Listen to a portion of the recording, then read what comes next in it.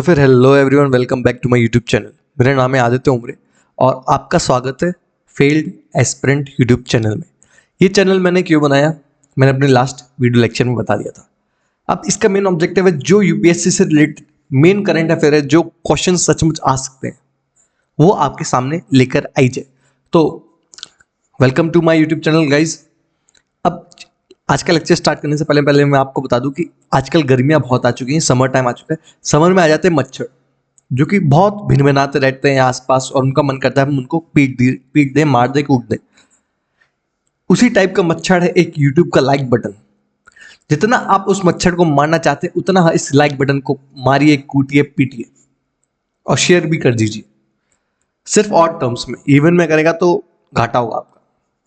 ठीक है, तो आज का लेक्चर यहां से स्टार्ट करते हैं। सबसे पहली न्यूज है incentive scheme for promotion of low value भीम UPI transaction person to merchant. P2M का फुल फॉर्म होता है पर्सन टू मर्चेंट। अब एक स्कीम आई है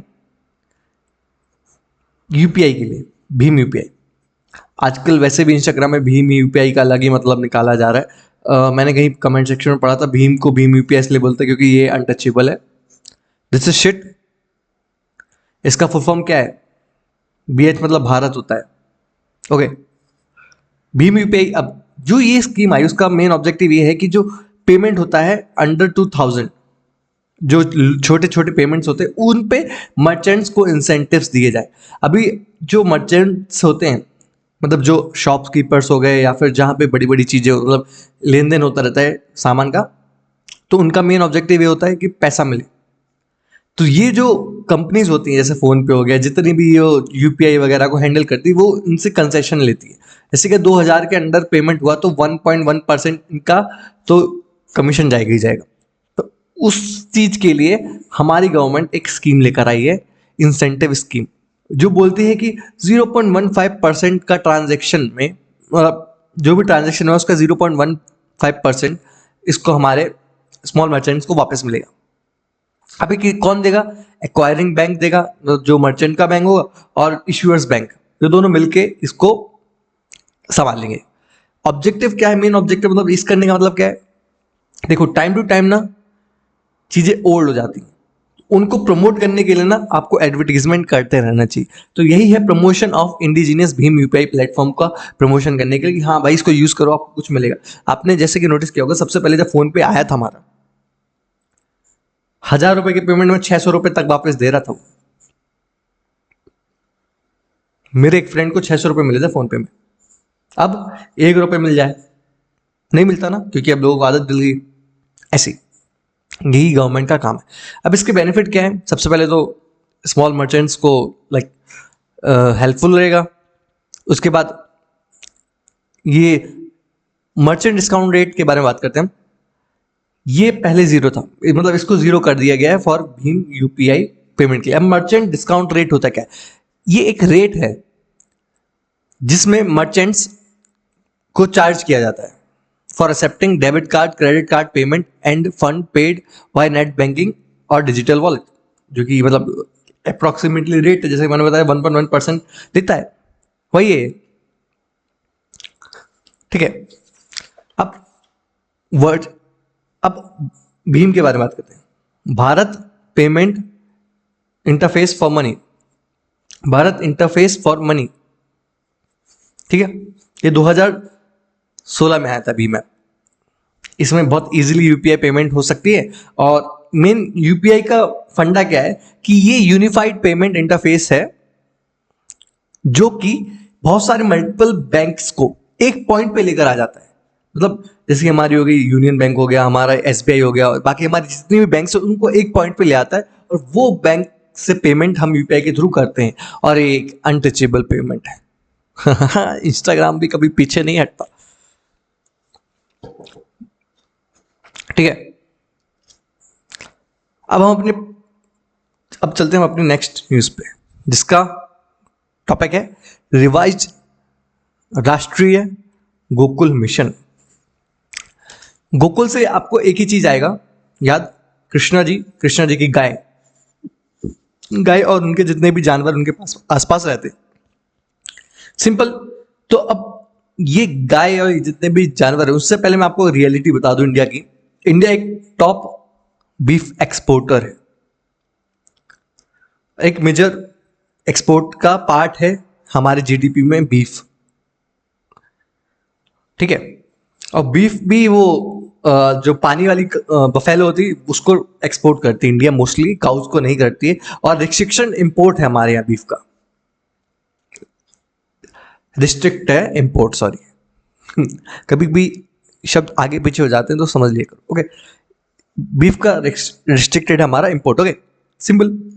अब हम आगे बढ़ते हैं कि अब ये गोकुल मिशन है क्या। गोकुल मिशन का मेन ऑब्जेक्टिव है कि हमारे जो मिल्क प्रोडक्शन है उसको बढ़ाया जाए, डेयरी प्रोडक्टिविटी है उसको बढ़ाया जाए। और ये कैसे किया जाएगा, हमारी कुछ पुरानी जो डेटा बताती है कि हमारा जो मिल्क प्रोडक्शन है 63% से अपना अभी बढ़ा है, 63% बढ़ा है पिछले 10 साल में। पहले हमको मिलता था 307 ग्राम एक पर्सन के लिए एक दिन के लिए, अब 471 ग्राम्स पर डे इन 2024। समझ रहे हो, इतनी प्रोडक्टिविटी बढ़ी है मिल्क की। और उसी तरह जैसे कि हमारी 63% मिल्क की प्रोडक्टिविटी बढ़ी है, उसी तरह हमारी डेयरी प्रोडक्टिविटी भी बढ़ेगी। डेयरी प्रोडक्टिविटी में जो दूध का काम होता है, दूध में छाछ आता है, फिर पनीर आता है, बहुत सारी चीजें होती है। ओके, वो उसकी भी प्रोडक्टिविटी भी बढ़ेगी, तो वो कितनी बढ़ी है 26%, 26.34%। ओके, अब इसके बाद एक चीज आ गई, इसके बाद हमको एक और टॉपिक आता है, इसमें लिखा है आर्टिफिशियल इंसेमिनेशन। ये क्या होता है, what the hell it is artificial insemination. तो ये इसका मतलब सीधे है कि नेशनल वाइड हमारे गवर्नमेंट ने ना एक इंसेमिनेशन सेंटर बना रखा है, जिसमें जो काऊ है उसको इंसेमिनेट किया जाएगा। जैसे हमारे यहाँ ह्यूमंस में होता है ना,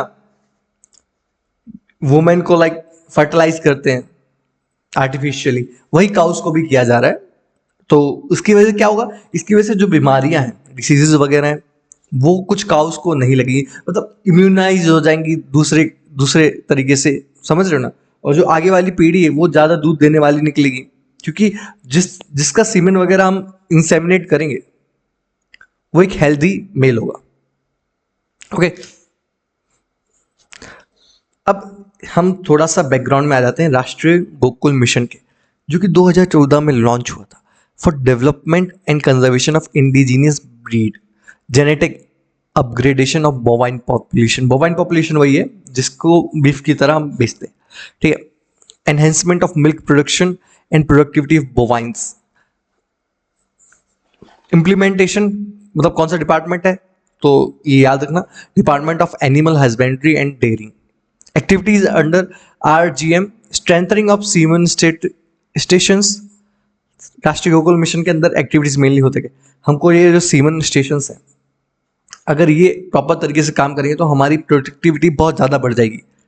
और इसके लिए अपन को जो स्किल, तो स्किल अवेयरनेस, स्किल डेवलपमेंट, और ये सब चीज़ हो तो रही है, लेकिन हमारा फार्मर उतना अवेयर नहीं है कि ये सही हो रहा है गलत हो रहा है।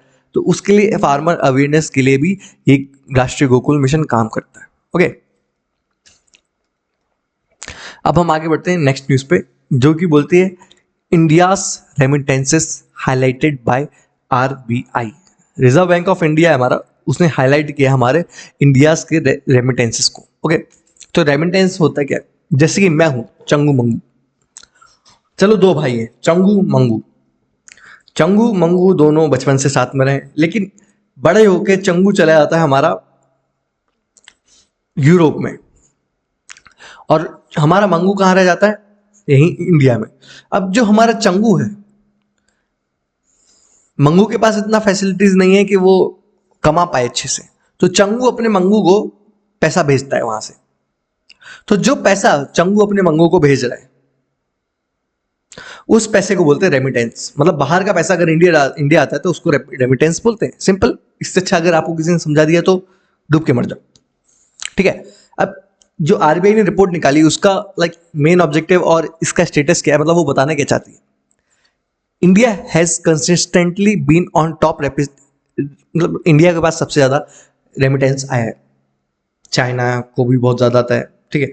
तो अभी तक जो रेमिटेंस आया है हमारे लिए, मतलब वो हमारा 3% ऑफ जीडीपी को शो करता है 2000 तक, और अभी तक तो बहुत ज्यादा बढ़ गया होगा। तो लेकिन इसमें पॉइंट आता है, इंटरव्यू में पहुंच जाओ, आपसे बोला जाए ठीक है इंडिया को रेमिटेंस बहुत आता है, हाँ आता है, तो कौन सी कंट्री है जो हमारे इंडिया को सबसे ज्यादा रेमिटेंस प्रोवाइड करती है? Sir US UK.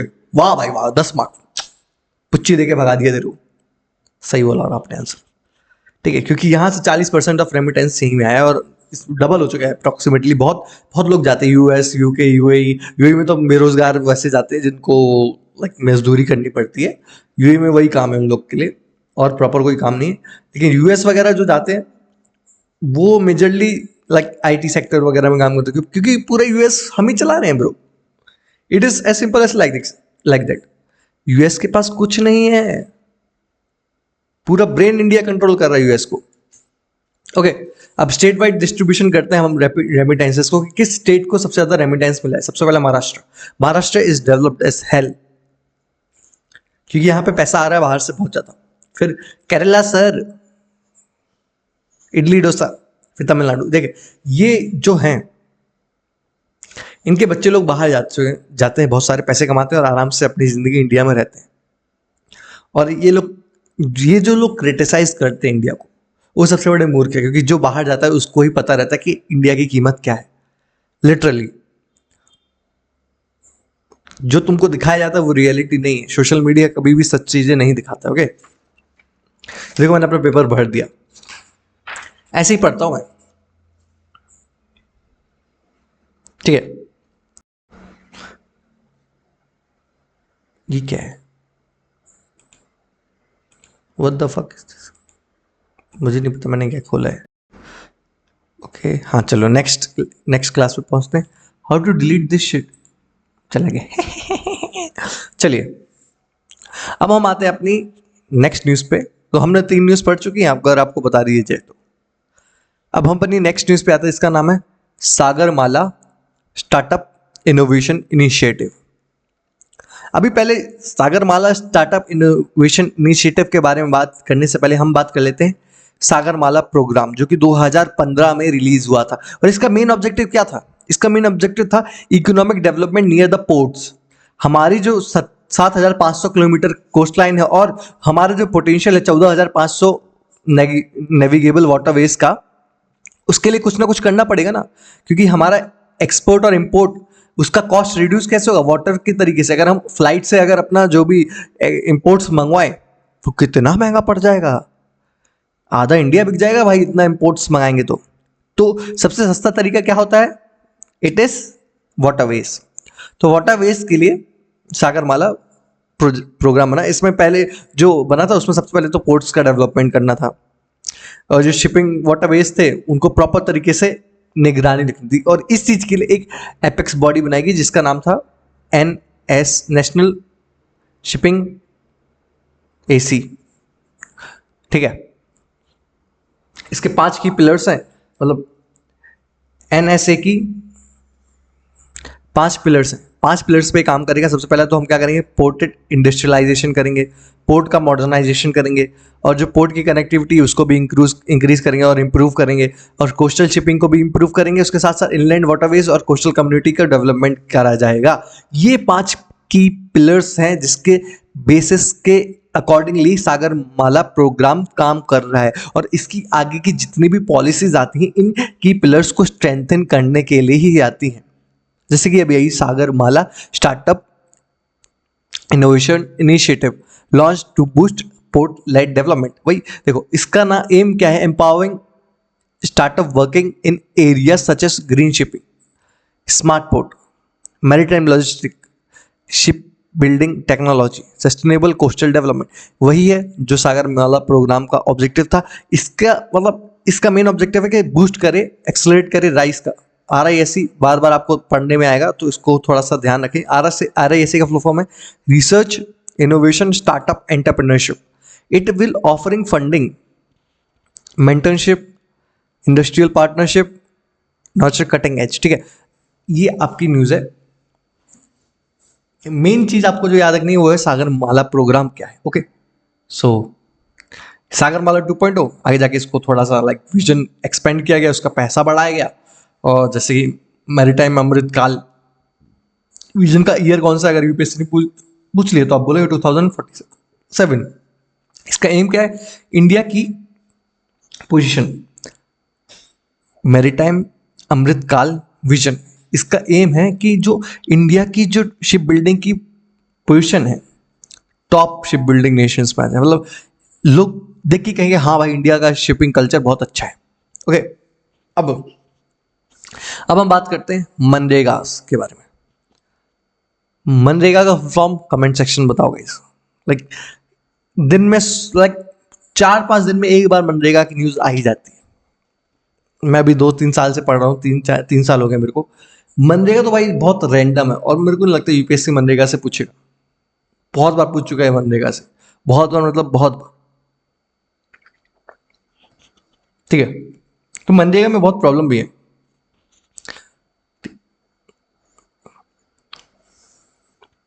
इसका फुल फॉर्म है Mahatma Gandhi national rural employment guarantee act, जो कि हमारा 2005 में मिनिस्ट्री ऑफ रूरल डेवलपमेंट के अंडर स्पॉन्सर्ड किया गया। इसका मेन ऑब्जेक्टिव ये था कि 100 दिन की रोजगारी, जो रूरल एरिया में लोग हैं जिनके पास कुछ भी काम नहीं है, बैठे हुए ताश खेल रहे हैं, बोलते हैं गवर्नमेंट कुछ नहीं काम करने के लिए दे रही, तो उनके लिए मनरेगा स्कीम लाई गई और इसमें बहुत ज़्यादा लोग एनरोल्ड हुए। और इस स्कीम के थ्रू 100 डेज की प्योर गारंटी जॉब मिलेगी उनको। एज क्या होगा उस बंदे का, 18 से प्लस होना चाहिए। मिनिस्ट्री ऑफ रूरल डेवलपमेंट के अंडर आती है। ठीक है, अब इसके बेनिफिशियरी कौन कौन है, वही 18 प्लस या फिर जो रूरल एरिया में लोग रह रहे हैं। अर्बन एरिया के लिए तो लाइक 100% अर्बन पॉपुलेशन अगर किसी डिस्ट्रिक्ट में है तो फिर वो उनके लिए नहीं। ठीक है, अब वेज कौन डिसाइड करे, मेन चीज तो वेज है ना। इसकी प्रॉब्लम भी वेज ही है। कभी कभी इसमें वेज बहुत कम मिलता है और कभी कभी इनके पास कुछ काम नहीं होता तो ये लोग कुछ नहीं गड्ढे खुदवाते हैं। जैसे कि अमृत सरोवर 68,000 मतलब 68,000 अमृत सरोवर फेज 1 में खुदवा दिए गए हैं, क्योंकि हमको मिनिमम 100 डेज की जॉब देनी ही है और कुछ ना कुछ काम होना चाहिए, तो उनको ये काम कुछ ना कुछ करवाना जरूरी है। ओके, अब इसका एक पॉजिटिव पॉइंट है कि इसमें वुमेन की पार्टनरशिप बढ़ गई। पहले 48% वुमेन थी इसमें, अब 58% है। अभी इसमें इशू ये था ना, करप्शन, पैसे करप्शन, जोलमाल। अभी जो वहां का ठेकेदार है वो गवर्नमेंट से पैसे कुछ ले रहा है और लोगों को पैसे कुछ दे रहा है। अगर उसने गवर्नमेंट से 600 रुपए दिए और वहां पे लोगों को 300 रुपए दे रहे हैं तो गलत है। तो इसलिए आधार सीडिंग हुई है और अभी 99% लोगों को डायरेक्टली अकाउंट्स में पैसे मिल रहे हैं। ये थी हमारे मनरेगा से रिलेटेड न्यूज। और इसमें मेन पॉइंट ये न्यूज क्यों थी, क्योंकि इसमें 82% राइज हुआ एम्प्लॉयमेंट जनरेशन पे। ठीक है, अब नेक्स्ट न्यूज छोटी छोटी पॉइंटेड न्यूज है, इसको पढ़ लेते हैं। Sansad Bhashini initiative of Lok Sabha under the ministry of information technology and electronics. ठीक है, अब संसद भाषिणी मतलब क्या है, ये एक AI power multilingual parliamentary operation, जिसमें एआई की हेल्प लेके हम बहुत सारी भाषाओं को स्ट्रीमलाइन कर सकते हैं पार्लियामेंट्री में। इसका मतलब सीधी सीधी बात है, कोई किसी भी लैंग्वेज में बोलेगा, एआई के थ्रू हम उस लैंग्वेज को डिकोड करेंगे, एनकोड करेंगे, उसके बाद वो जो दूसरा बंदा है उसको प्रॉपर तरीके से अपनी लैंग्वेज में वो चीज़ सुनाई देगी। ये हम लोग सभा में लाने वाले हैं। ओके, सिंपल लाइक तुमको पता है मेरे जैसा कोई नहीं पढ़ा रहा होगा यूट्यूब पे। You will love me. अभी मेरे कुछ ही लेक्चर आए ना, कुछ ही लेक्चर आए हैं। जब मेरे 30 लेक्चर अपलोड होंगे तब मेरे हो जाएंगे 30 सब्सक्राइबर्स और मैं 29 सब्सक्राइबर दूंगा मीठी पुच्ची, गीली पुच्ची। इधर ये स्कैनर दिख रहा है आपको ऊपर, उसमें भेजो गाइस मनी, मैं रात में दारू पीऊंगा। नशेड़ी बन जाएगा एक दिन में। नहीं नहीं, मैं नहीं करता ये सब चीजें, ये गलत है। Don't promote this kind of bullshit. हाँ चलिए, अब हम आगे बढ़ते हैं। अब हम बात करते हैं squad alliance of Philippines. Squad alliance, पहले क्वाड सुना था, US, Japan, Australia and India, कुत्ते ऐसा ये खत्म हो गया क्वाड। अब हम सुन रहे हैं स्क्वाड। स्क्वाड क्या है? स्क्वाड एक मल्टीलेटरल अलायंस है जिसमें फिलीपींस है, यूएस, जापान, ऑस्ट्रेलिया भी फालतू की है भाई। पैसिफिक ओशियन में देखा दाखी करेंगे, जो ये इनका यूएस को जो लगता है इंपॉर्टेंट है वही इंपॉर्टेंट, बाकी सब तो बकवास है।